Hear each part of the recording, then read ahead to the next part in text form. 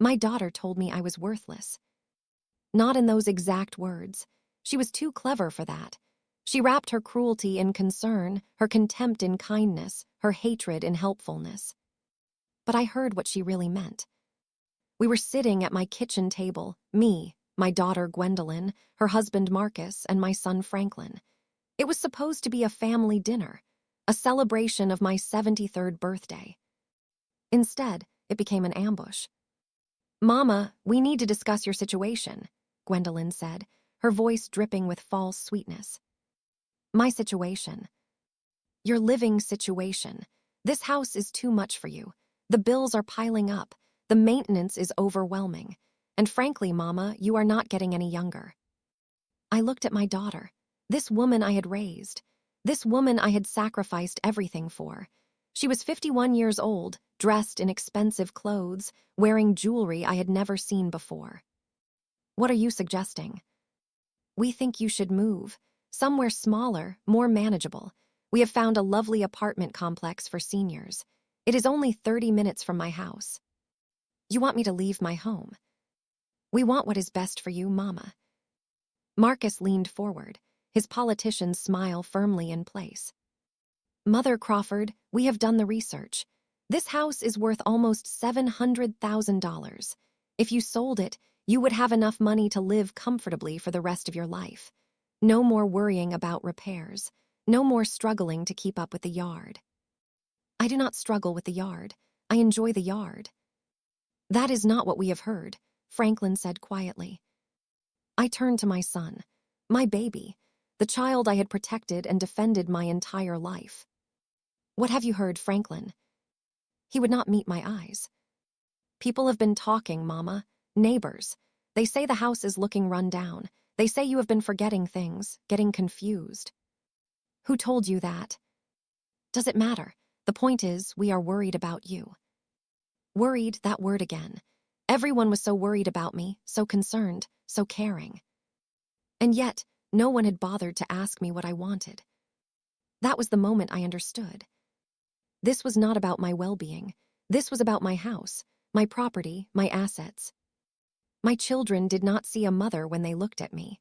They saw a problem to be solved, an obstacle between them and $700,000. I could have argued. I could have defended myself. I could have pointed out that my yard was immaculate, my bills were paid, my memory was sharp as a razor. But I did not. I stayed silent. "Mama," Gwendolyn prompted, "what do you think?" I think," I paused, letting the silence stretch. "I think I need time to consider."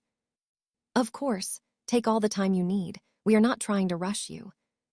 But the looks they exchanged said otherwise. They were expecting resistance. They were prepared for a fight. My silence confused them. Good. They thought I was broken.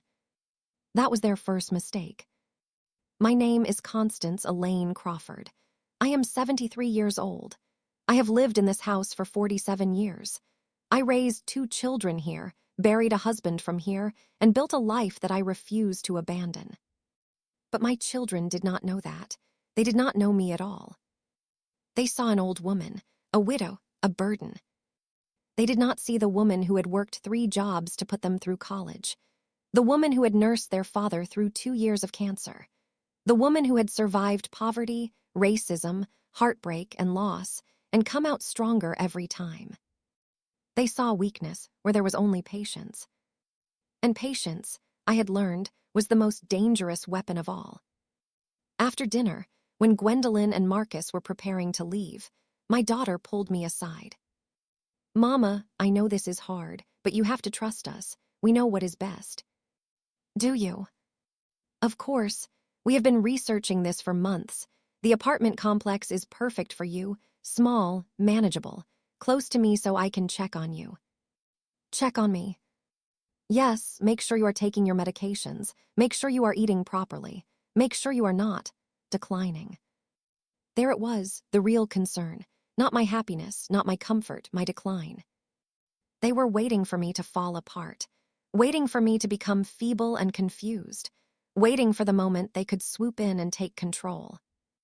"I appreciate your concern," I said carefully, but I am not ready to make any decisions. Do not wait too long, Mama. The market is good right now. If you wait, you might not get as much for the house. The market, that was what mattered to her, not me, the market. I smiled and hugged her goodbye. But inside, I was already planning. Now, if you are still with me, I need to ask you something. Have you ever stayed silent when everything inside you wanted to scream? Have you ever bitten your tongue, swallowed your pride, held back your anger because you knew that patience would serve you better than rage? If you have, then you understand what I was feeling, and you understand why I am telling this story. Subscribe to this channel. Press that button. It costs nothing, but it tells me you want to know how this ends. Press the like button, turn on the notification bell, and drop a comment telling me where you are watching from. I want to know who is with me, who understands that sometimes silence is not surrender, it is strategy. Now, let me continue. The next morning, I started my investigation. I began with the neighbors. Gwendolyn had claimed they were talking about me, that they had noticed my decline, that my house was looking run down. I walked next door to Ruth Patterson's house. Ruth was 81 years old, sharp as a tack, and had been my friend for 35 years. Constance, come in, come in. I was just making tea. We sat in her sunny kitchen, and I asked her directly. Ruth, has anyone been asking about me, about my health, about how I am managing? Ruth's face darkened. As a matter of fact, yes, your daughter came by last week. She was asking all kinds of questions. How often do I see you? Do you seem confused? Have I noticed any changes? What did you tell her? I told her the truth, that you are the sharpest woman I know, that you take better care of your yard than people half your age, that I have never seen you confused about anything. And what did she say to that? Ruth set down her teacup. She said I was being loyal but not realistic. She said mothers and children see things differently. She said she was just trying to help you. Did you believe her? Not for a second. I know Gwendolyn. I remember her as a teenager, always wanting what she could not have, always jealous of what others possessed. She has not changed, Constance. She has just gotten better at hiding it. I nodded slowly. Thank you, Ruth. You have told me exactly what I needed to know. Over the following days, I discovered that Gwendolyn had been busy. She had contacted my bank, claiming to be concerned about my finances. She had called my doctor's office, asking about my cognitive health. She had even reached out to a real estate agent to get an appraisal of my property. All without my knowledge, all without my consent. She was building a case, gathering evidence, preparing to prove that I was no longer capable of managing my own affairs. And she thought I had no idea. I did not confront her.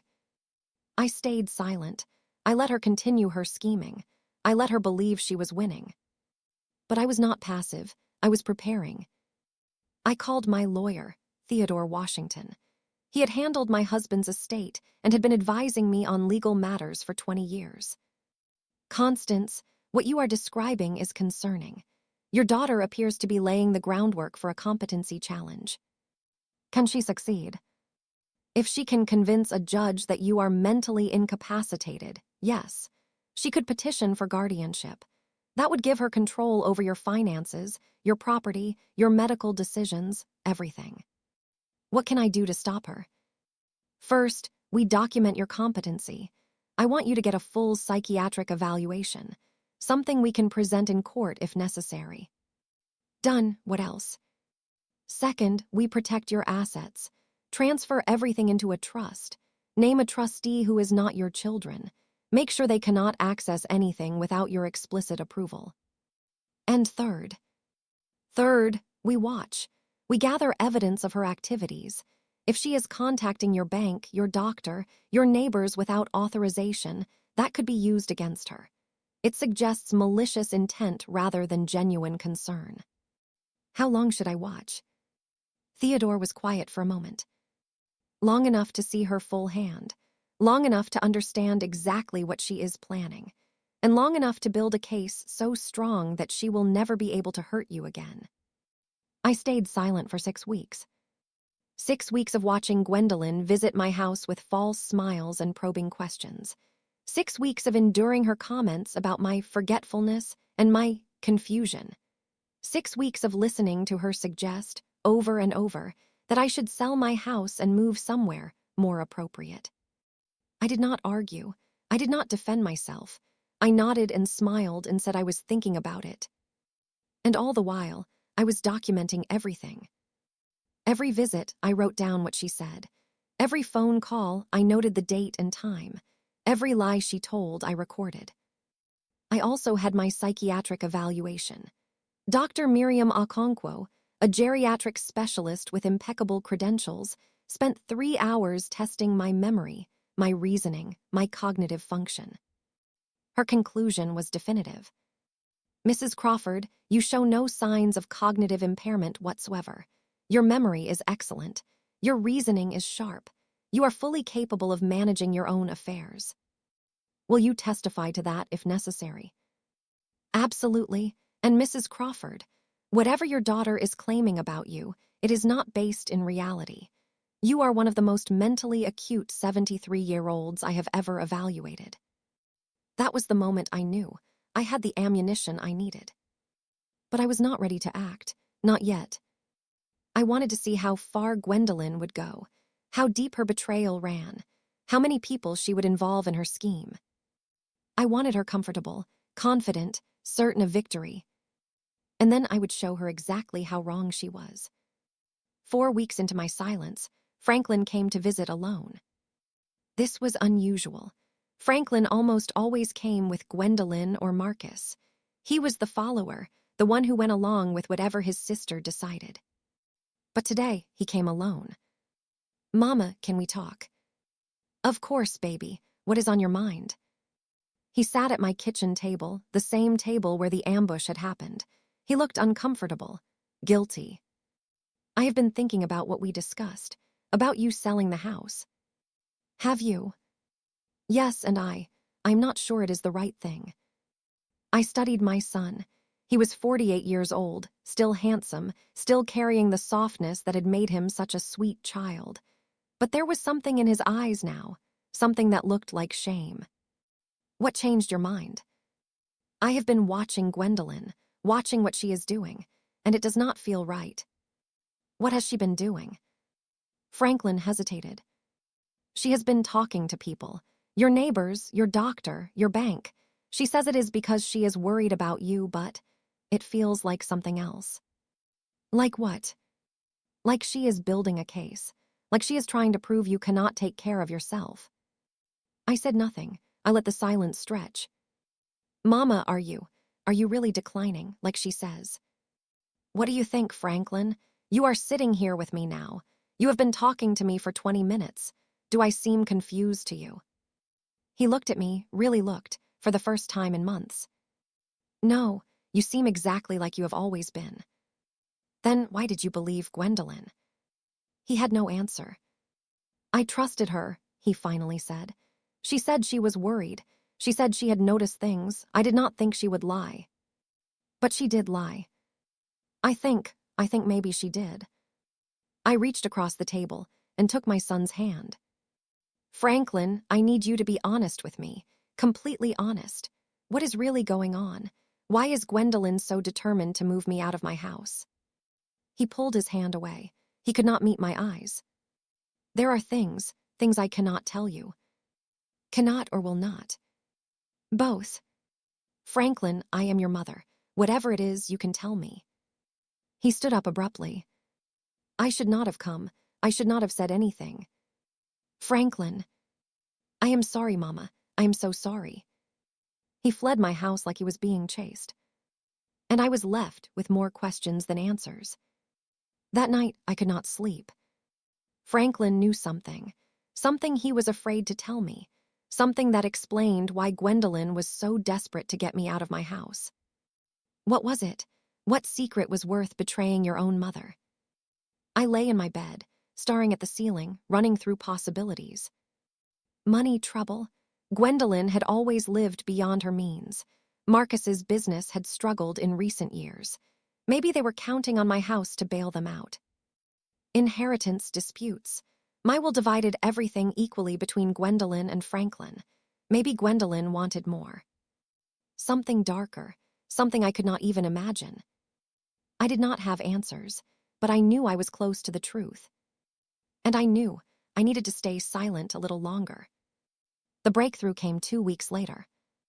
I was going through my late husband's papers, something I did periodically just to keep things organized, when I found something I had never seen before. A letter addressed to me in Harold's handwriting. It was dated 3 months before he died. My dearest Constance, if you are reading this, I am gone, and there is something you need to know. Something I should have told you years ago, but never found the courage. The house we live in, our home, is worth more than you realize, not just the property value. There is something beneath the land, something valuable. 20 years ago, I was approached by a geological survey company. They found mineral deposits on our property, rare earth elements, the kind used in electronics and technology.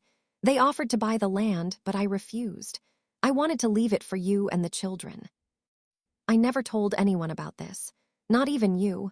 I was afraid it would change things, change how people saw us, change how our children behaved. But now that I am gone, you need to know.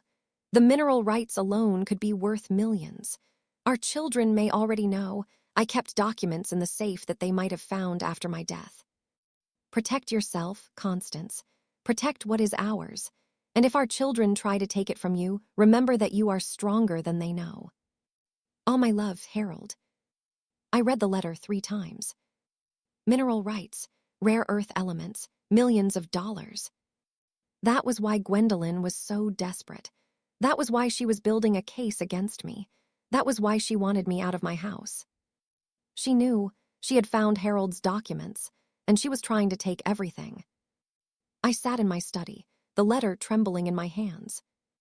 My silence had served its purpose. I now understood the full scope of my daughter's betrayal. And I knew exactly what I had to do. The secret was out. The reason for Gwendolyn's scheme was clear. But knowing the truth was not enough. I needed to protect myself, protect my home, protect the legacy my husband had left me. And I needed to do it before my daughter realized I had discovered her secret. The silence was over. The fight was about to begin. Before I continue this story, kindly subscribe, like, turn on the notification bell, and tell me in the comments where you're watching from. The morning after I found Harold's letter, I made a phone call. Not to my lawyer, not to my children, to a geologist. Dr. Samuel Aucaffer was a professor at the State University, an expert in mineral surveys and land valuation. I had found his name through careful research, someone with no connection to my family, no reason to betray me. Dr. Aucaffer, I need a consultation. It is about my property. What kind of consultation, Mrs. Crawford? I believe there may be valuable mineral deposits on my land. I need someone to verify this, discreetly. There was a pause. Mrs. Crawford, surveys of this nature are typically quite expensive, and if the deposits are significant, the information could be sensitive. I understand. I am prepared to pay whatever is necessary, and I need your complete confidentiality. May I ask why the secrecy? Because my children are trying to take my property from me, and I believe the mineral rights are the reason why. Another pause, longer this time. I see. When would you like me to come?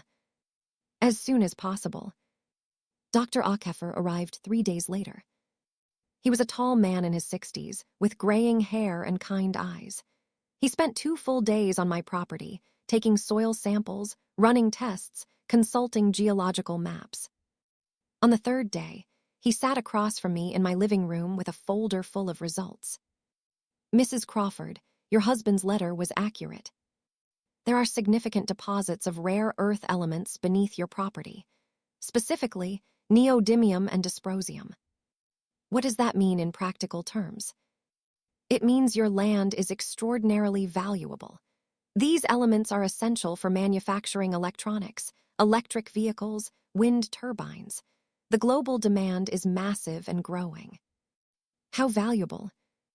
Dr. Aakeffer set down his folder.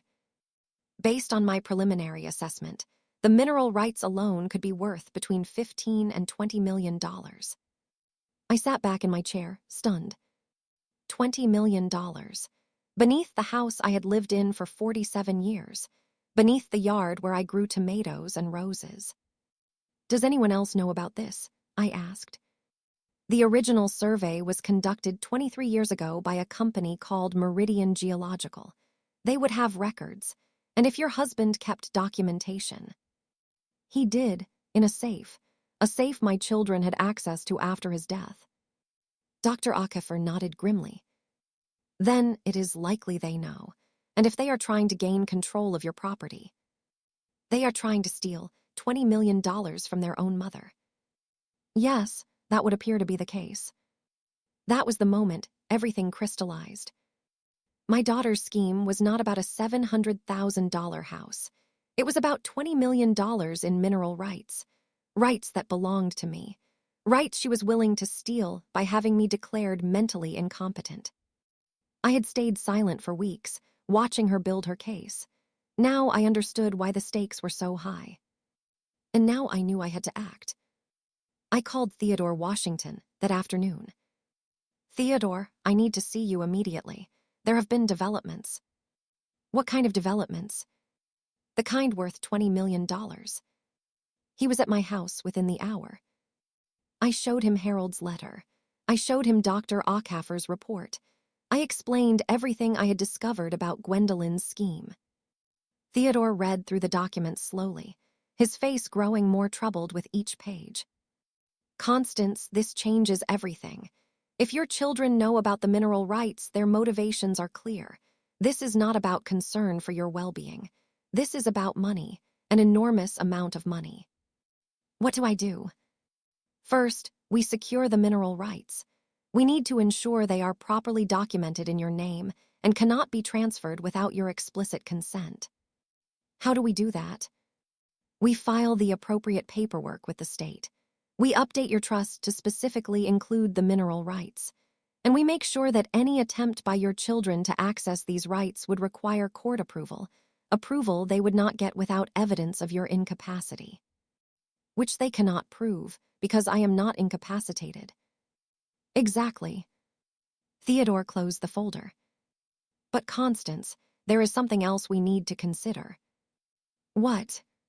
If your children know about the mineral rights, and they know you are not going to willingly give them up, they may escalate. They may become desperate. Desperate people do dangerous things. What are you suggesting?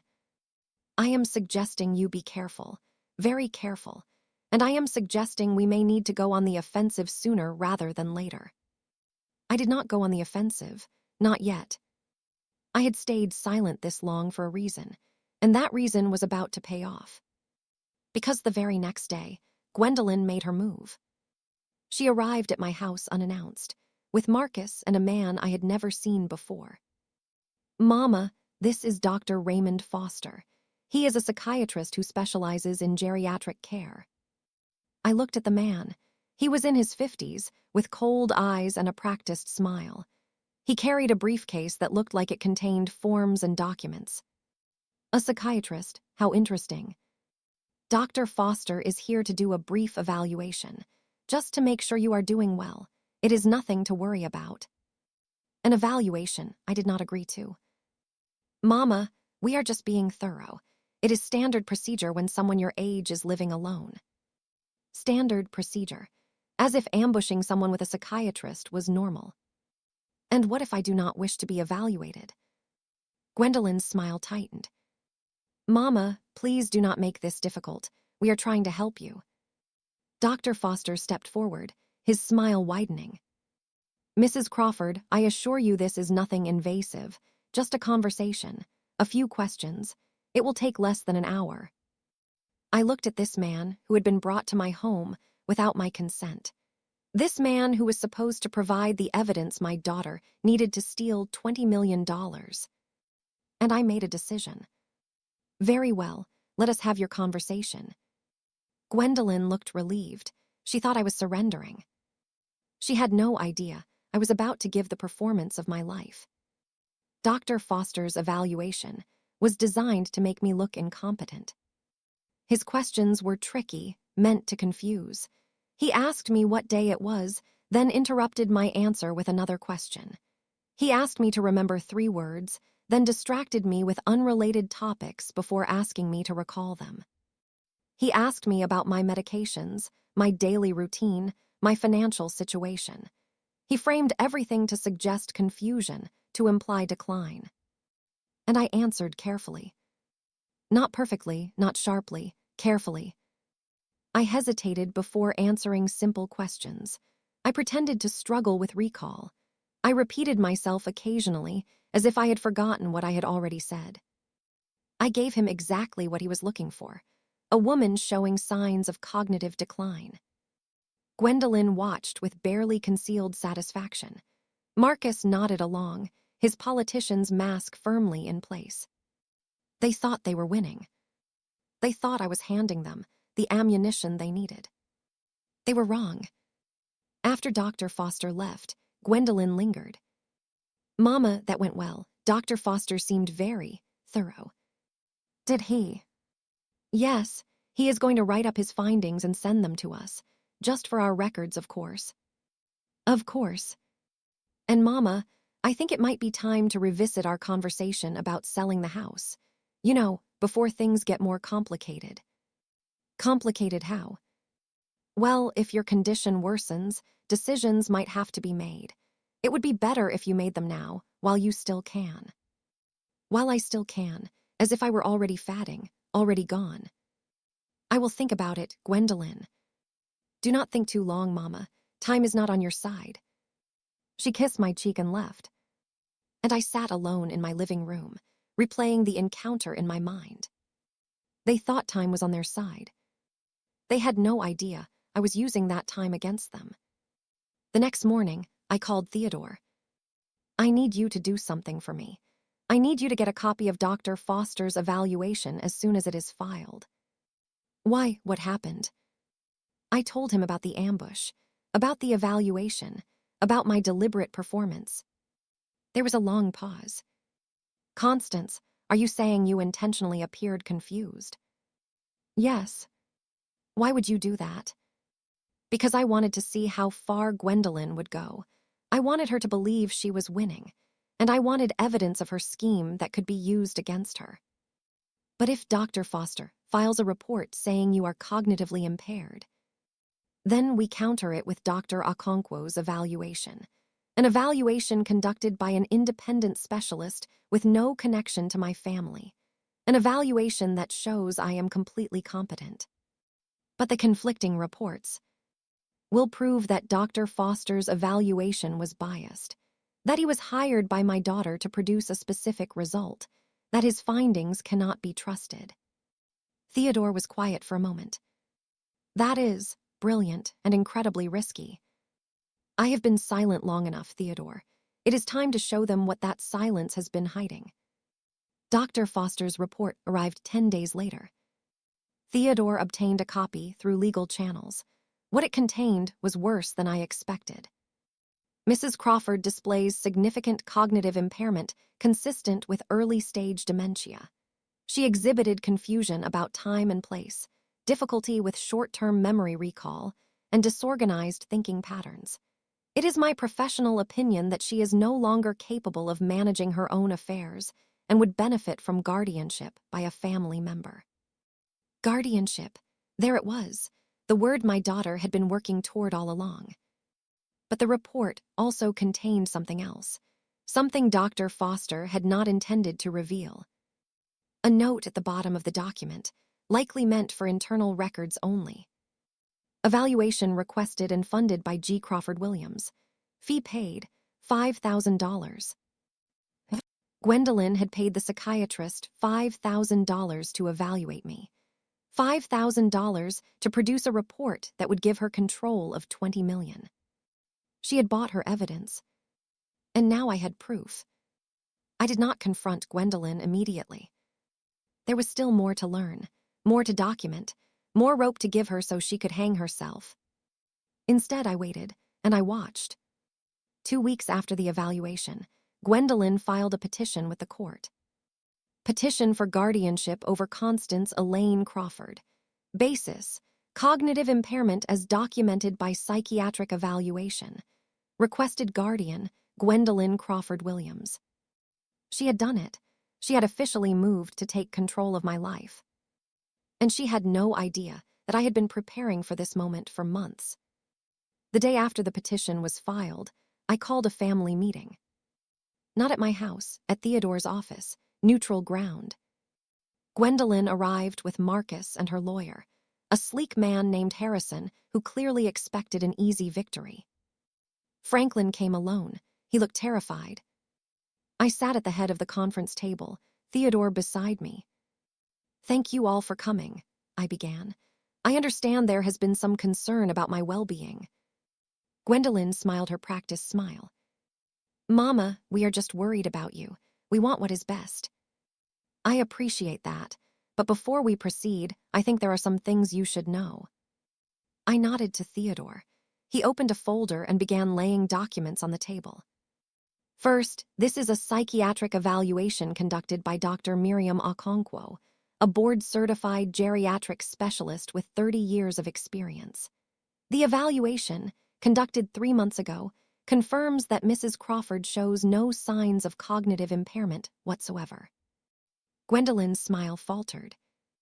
"Second, this is a report from Dr. Samuel Ockhafer, a geologist from the State University. It confirms the presence of significant rare earth mineral deposits beneath Mrs. Crawford's property, valued at approximately $15 to $20 million. Marcus went pale. "Third, this is a copy of the evaluation conducted by Dr. Raymond Foster, including his internal note indicating that the evaluation was requested and paid for by Gwendolyn Crawford Williams." Harrison leaned forward to look at the documents. His face tightened. "And finally," Theodore continued, "this is a letter written by Harold Crawford, Mrs. Crawford's late husband, explaining that he knew about the mineral deposits and chose not to disclose them to protect his family from greed." He set the letter on the table. "It appears that protection was warranted." The room was silent. Gwendolyn's face had gone from confident to panicked in the span of 30 seconds. Marcus was gripping the edge of the table. Harrison was rapidly flipping through the documents, looking for a way out. And Franklin sat with his head in his hands, refusing to look at anyone. "Mama," Gwendolyn started, "this is not what it looks like." "It is exactly what it looks like. You discovered that my property is worth $20 million. You decided you wanted that money, and you orchestrated a scheme to have me declared mentally incompetent so you could take control of everything I own. That is not. You contacted my neighbors to gather false evidence of my decline. You called my bank and my doctor without authorization. You brought a psychiatrist to my home without my consent and paid him $5,000 to produce a favorable report. I was just trying to help. You were trying to steal from me, from your own mother." I stood up slowly. "I stayed silent through all of it, Gwendolyn. I watched you scheme and plot and lie. I let you believe you were winning. Do you know why?" She had no answer. "Because I needed to see who you really are. I needed to understand exactly what you were capable of, and I needed to give you enough rope to hang yourself." I picked up the folder Theodore had prepared. "This file contains evidence of fraud, elder abuse, and conspiracy to commit theft. It has been provided to the district attorney's office. A criminal investigation has been opened." Gwendolyn's face went white. "Mama, please. The petition for guardianship will be dismissed, and depending on the outcome of the investigation, you may be facing criminal charges." Harrison stood up abruptly. "This meeting is over. My client will not be answering any more questions." "Your client can remain silent all she wants," Theodore replied. "The evidence speaks for itself." Gwendolyn fled the conference room, Marcus and Harrison following close behind. Franklin remained, still sitting with his head in his hands. I looked at my son, this man who had known the truth and said nothing. "Franklin." He looked up, tears streaming down his face. Mama, I am so sorry. I wanted to tell you, I wanted to warn you. But Gwendolyn said. What did Gwendolyn say? He swallowed hard. She said if I told you, she would ruin me. She has information. Things I did years ago. Things that could destroy my career. Blackmail. My daughter had been blackmailing my son. What kind of things, Franklin? He shook his head. I cannot. Please, Mama, I cannot. I sat back down across from him. Then we have more to discuss. Because whatever secrets you are keeping, they are about to come into the light. Before I continue this story, kindly subscribe, like, turn on the notification bell, and tell me in the comments where you're watching from. Franklin sat across from me, his face a map of guilt and fear. The conference room had emptied. Theodore had stepped out to give us privacy. It was just me and my son now, alone with the weight of secrets that had been buried for too long. Tell me everything, Franklin, from the beginning. He wiped his eyes with the back of his hand. It started 12 years ago, after Daddy died. What started? Gwendolyn found the documents, the geological survey, the letters about the mineral rights. She came to me and said we needed to talk. And you talked. She said the land was worth millions. She said Daddy had been sitting on a fortune and never told anyone. She said it was not fair that you got to keep it all when we were struggling. Were you struggling, Franklin? He looked away. I had made some mistakes, bad investments. I owed money to people I should not have borrowed from. Gwendolyn knew about it. She said she would help me, but I had to help her first. Help her how? She wanted me to convince you to sell the house. Back then, she thought that was the only way to access the mineral rights.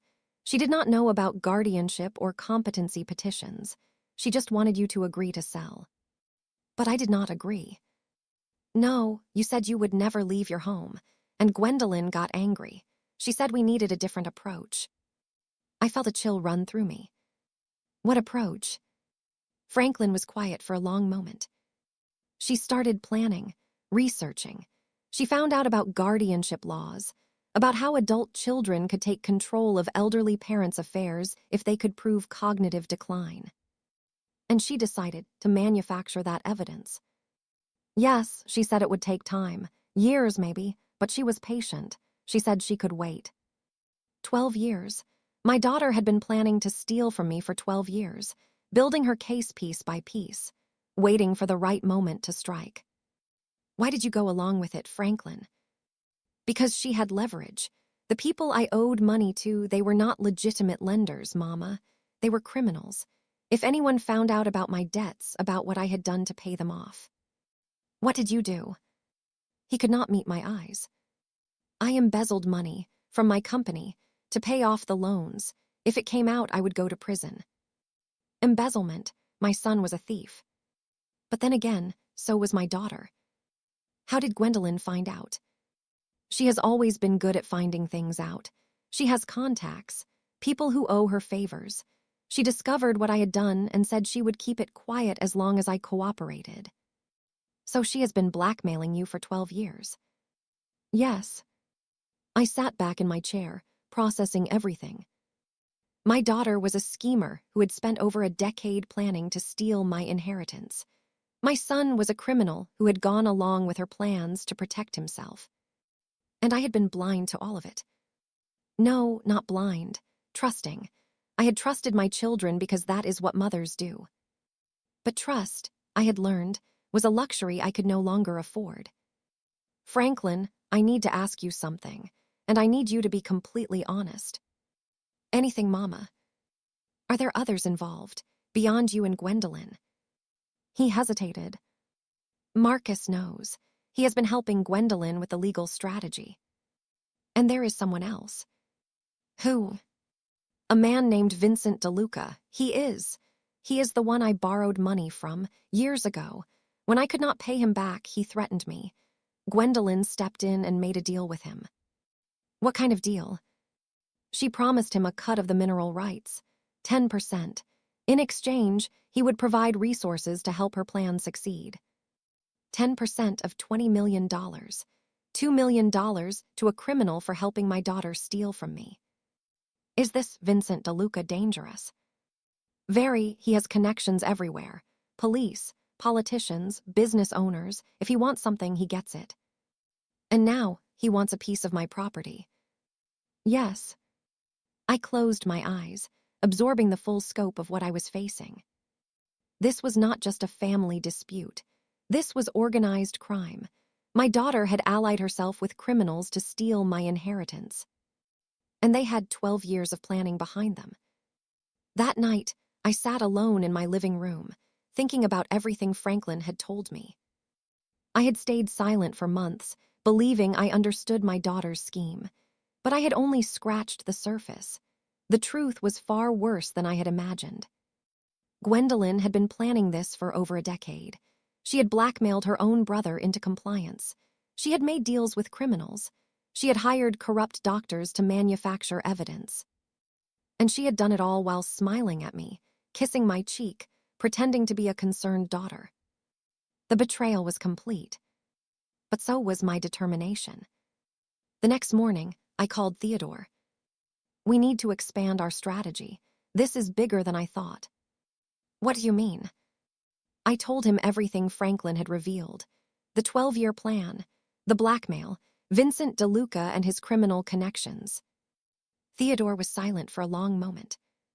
Constance, this changes things significantly. If organized crime is involved, we cannot handle this alone. We need to bring in law enforcement. Will they believe me? An old woman claiming her daughter is working with criminals. With the evidence we have, yes. Dr. Foster's paid evaluation, the documented scheme, Franklin's testimony. This is not speculation. This is conspiracy. What about Franklin? If he testifies, his embezzlement will come out. That is his choice to make.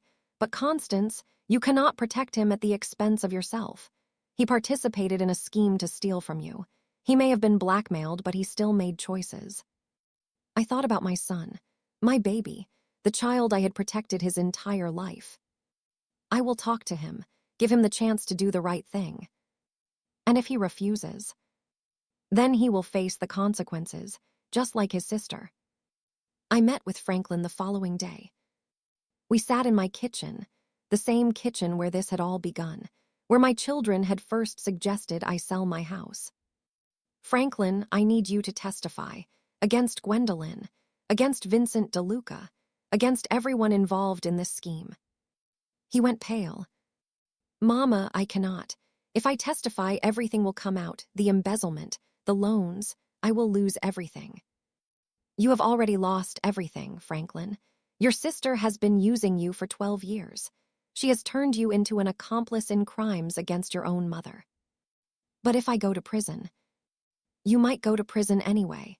The district attorney is investigating. If they find evidence of your involvement and you have not cooperated, the consequences will be worse. He sat in silence, his hands trembling. There is another option, I said quietly. What? Cooperate now, voluntarily.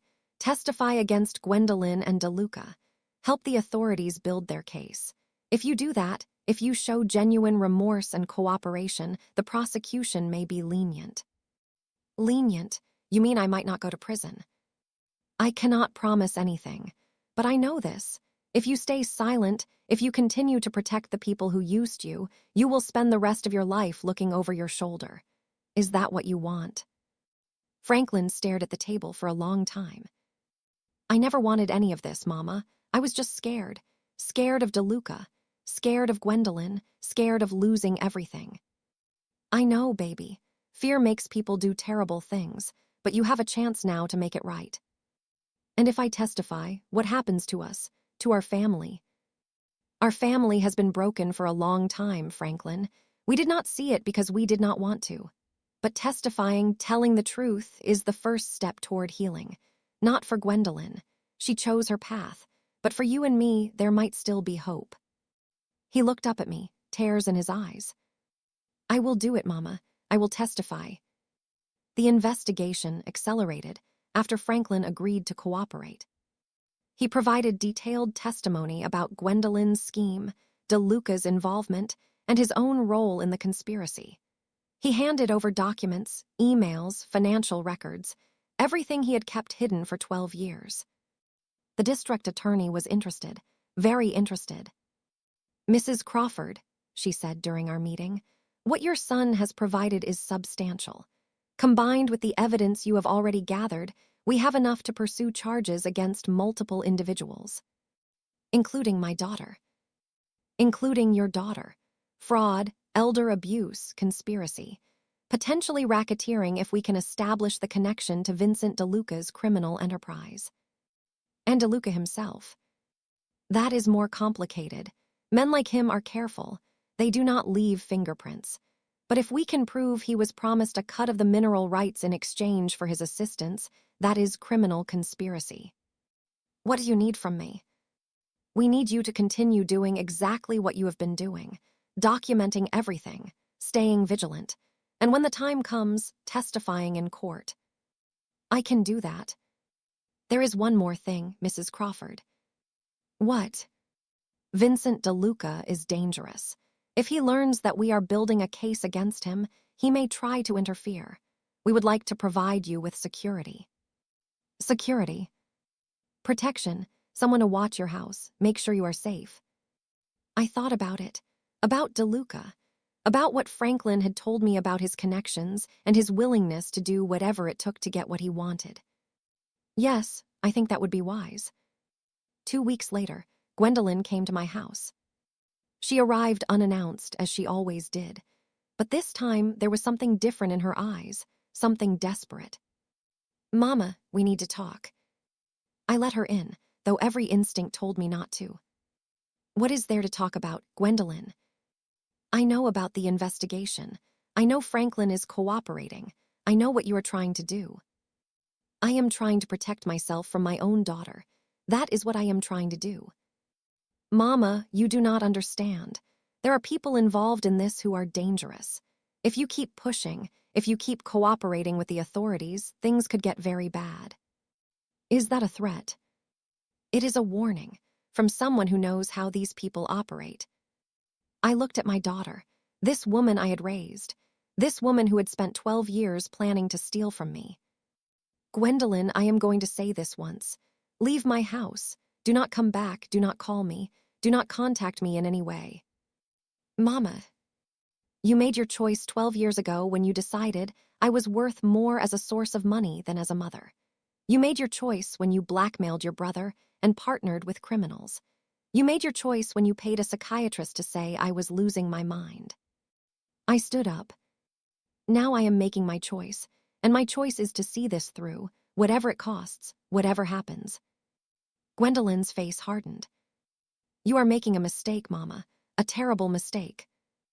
"The only mistake I made was trusting you. Now get out of my house." She left without another word. But I knew this was not over. The desperation in her eyes told me she was not going to give up.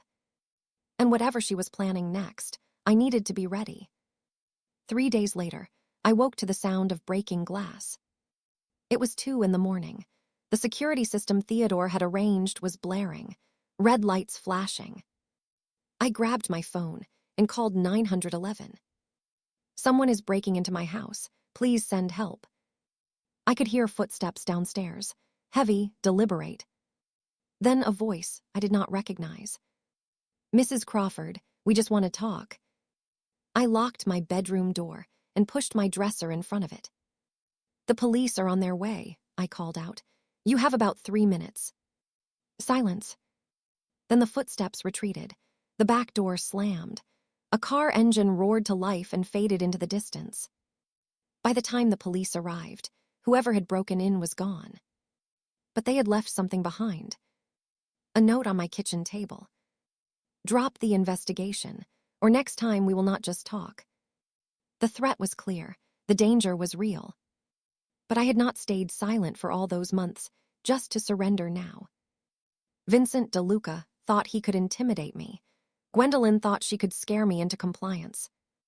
They were about to learn exactly how wrong they were. Before I continue this story, kindly subscribe, like, turn on the notification bell, and tell me in the comments where you're watching from. The police took the note as evidence. Detective Angela Morrison, a sharp-eyed woman in her 40s, examined my kitchen with careful attention. "Mrs. Crawford, this is a serious escalation, breaking and entering with implied threats. This is not a family dispute anymore. This is criminal intimidation." "I know what it is, Detective. The question is what we do about it." "We increase your security. We accelerate the investigation. And we make sure Vincent DeLuca knows that threatening witnesses is a federal offense." "Will that stop him?" Detective Morrison looked at me with honest eyes. "Men like DeLuca do not stop easily, but they do stop when they realize the cost is too high. Right now, he thinks he can scare you into backing down. We need to show him he is wrong." "How?" "By not backing down, by continuing to cooperate, by making it clear that every move he makes only strengthens our case against him." I nodded slowly. "Then that is what we will do." The next 2 weeks were tense. Security guards patrolled my property around the clock. The district attorney's office moved to accelerate the investigation. Franklin continued to provide testimony, each session revealing more about the depth of Gwendolyn's conspiracy. And I waited. Waited for the next move, the next threat, the next attempt to break my resolve. But nothing came. The silence was almost worse than the threats. It meant DeLuca was regrouping, planning, preparing something I could not anticipate. 18 days after the break-in, Franklin called me in a panic. "Mama, something has happened." "What is it?" "Gwendolyn is gone. She left the country. Marcus, too. They took a flight to Costa Rica 2 days ago." "Gone?" My daughter had fled. "Does the district attorney know?" "I just found out. I called you first." "Call them now. Tell them everything." I hung up and sat heavily in my chair. Gwendolyn had run. She had seen the investigation closing in and decided to flee rather than face consequences. Part of me felt relief. If she was gone, she could not hurt me anymore. But another part felt something else, something heavier. Grief. Grief for the daughter I had lost long before she got on that plane. The district attorney was furious. "We should have anticipated this," she said during our emergency meeting. "We should have put a hold on her passport. Can we extradite her?" "Costa Rica has an extradition treaty with the United States, but it is complicated. It could take months, years even." "And in the meantime?" "In the meantime, we proceed with the case against Vincent DeLuca. Your daughter may have escaped, but he has not. And with Franklin's testimony and the evidence we have gathered, we have enough to move forward." "What about the charges against Gwendolyn?" "They stand. If she ever sets foot in this country again, she will be arrested. And we are working with international authorities to track her movements." It was not the resolution I had hoped for, but it was something. The trial of Vincent DeLuca began 3 months later. It was a federal case, racketeering, conspiracy, criminal intimidation. The prosecution presented a mountain of evidence, financial records, testimony from Franklin and other witnesses, documentation of DeLuca's criminal enterprise. I testified on the second day.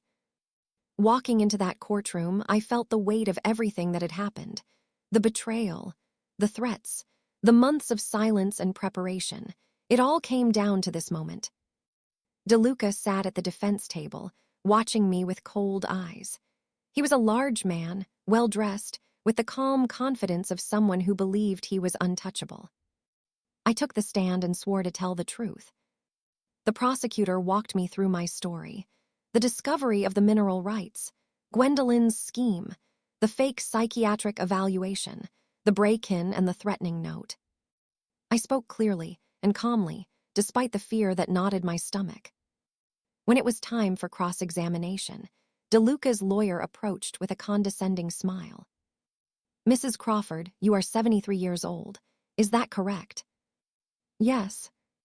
"And you claim to have uncovered a conspiracy involving your daughter, her husband, your son, and my client, a respected businessman." "I did not claim anything. I documented evidence and provided it to authorities. Evidence that relies heavily on the testimony of your son, Franklin Crawford. A man who, by his own admission, embezzled money and participated in the very scheme he now claims to expose. Franklin made mistakes. He is trying to make them right. Or perhaps he is trying to save himself by pointing fingers at others. I looked directly at the lawyer. I stayed silent for a long time, longer than I should have. I watched my daughter build her case against me. I let her believe she was winning. I did that because I needed to understand exactly what was happening.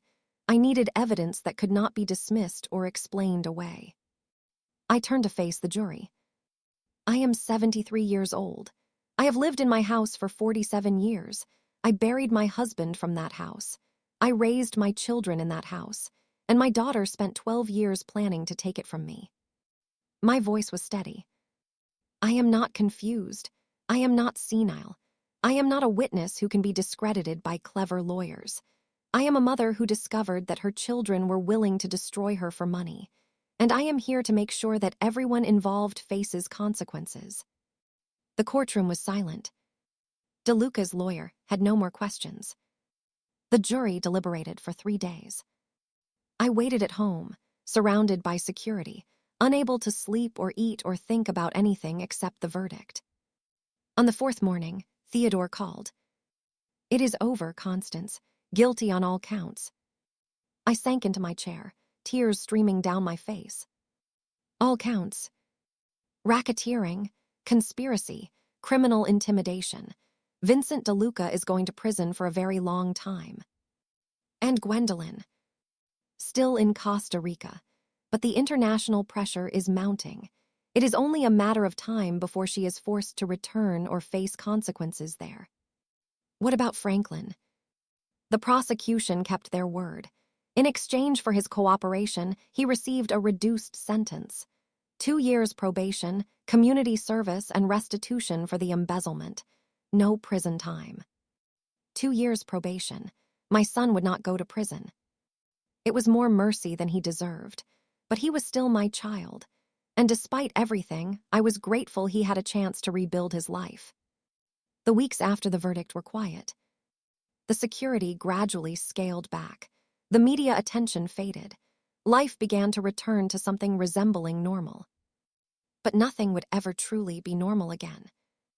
I had lost my daughter, not to death, but to something worse, to greed, to betrayal, to a corruption so deep it had consumed everything good in her.